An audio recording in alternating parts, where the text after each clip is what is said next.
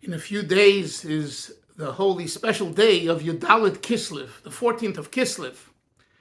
This is the day when the Rebbe and the Rebbetzin married in 1928, November of 1928, in Warsaw. It's almost 100 years. It's 97 years. So, what are we looking for? What do we think about? Well, the Rebbe said himself, I believe in 1954, the Rebbe said that this is a day that has connected me to you, you to me. And what the Rebbe meant was that he married the Frierdiker Rebbe's daughter, and the Frierdiker Rebbe was the sixth leader of Lubavitch, the sixth Nasi, and therefore he was incorporated into that. Now, if you ask yourself a question, the Rebbe was a great-great-grandson of the Tzemach Tzedek. He's named after the Tzemach Tzedek. So why does he need to be incorporated into the Frierdiker Rebbe? This day binds me with you and you with me. And the explanation, I believe, is pretty simple. And it's important for us to think about it as we approach this special day. You could be a relative. You can have what we call Yichus, pedigree. But it means nothing. It's just another zero. You know, they say that the pedigree Yichus is like lots of zeros. If there's no one in front of it, it's nothing. The one is the Yudalit Kislev when the Rebbe married the Rebbetzin. Why? Because that was the continuation of the Alter Rebbe and all the Rabbeim, and especially the Frierdiker Rebbe. And the Rebbe himself brought a whole new dimension to Yiddishkeit, to Judaism, and to the world of Chabad, Lubavitch as well. I've documented much of this in many of my writings, but briefly, the Rebbe took the most sophisticated ideas of Torah and Chassidus and Kabbalah and Halacha and Gemara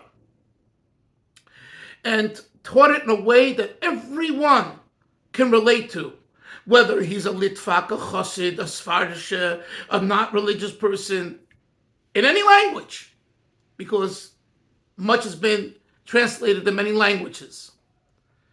The way the Rebbe did it, was with lots of love and understanding, meaning to say, understanding that we are in a new generation.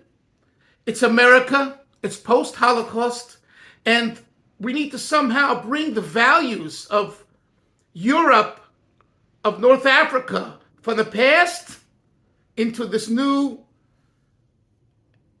America. And that's what he did for 42 years. And he continues to do it now through his writings and teachings, his shluchim, his teachers, his chassidim, where in a way, Lubavitch has become a very small world.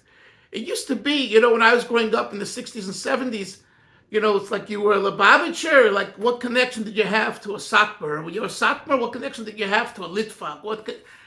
Today, just take a look. I'm not even talking about the financial support that each of the groups are helping each other in different ways.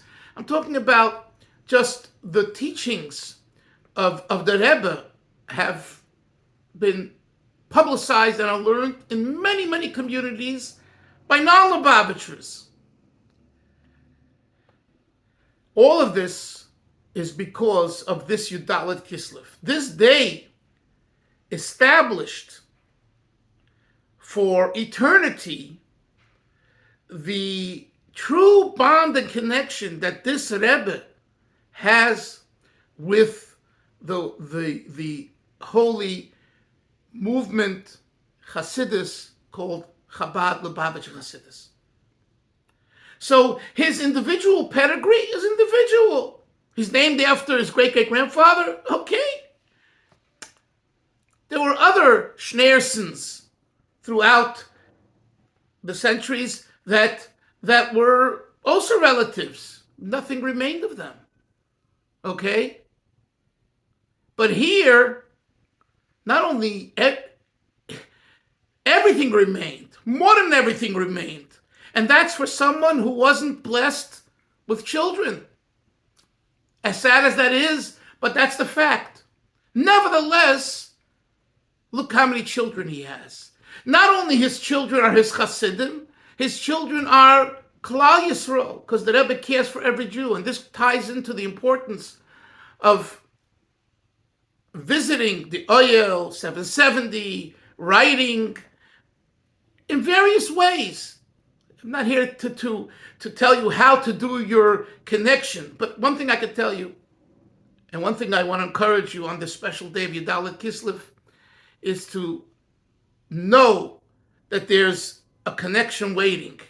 There's an opportunity waiting. If you want to use it, you'll be a lucky person.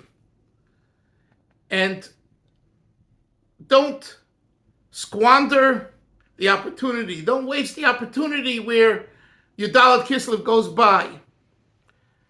And I remember the first time I heard about Yudalet Kislev, it was, I think, in 1976 or so, 75, 76. It was Lubavitch Yeshiva here in Ocean Parkway in Brooklyn. Our mashpia was Rebbe Lipsker. We were in high school in Mesivta, and he told us about that. Until then, I never heard about it. And he shared with us this line that I shared with you in the beginning of this clip. And ever since then, it's percolating in my head. Das ist der Tag, was ich hab's verbunden mit euch, mit mir. Something like that. It's in Yiddish, the meaning of what I said earlier. So, Chevra, now is the time. Chodesh Kislev. We've already had Rosh Chodesh Kislev. We've had Tes Yud Kislev. We're going to have next week a Tes Kislev. Then we're going to have Hanukkah.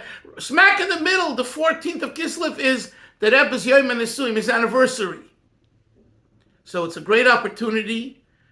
Everything needs preparation. Prepare yourself. Shabbos, think about it. Bring about it. Speak about it. And when the day comes, do something useful and meaningful. And not only take and ask, but give something to the Rebbe. Give him back.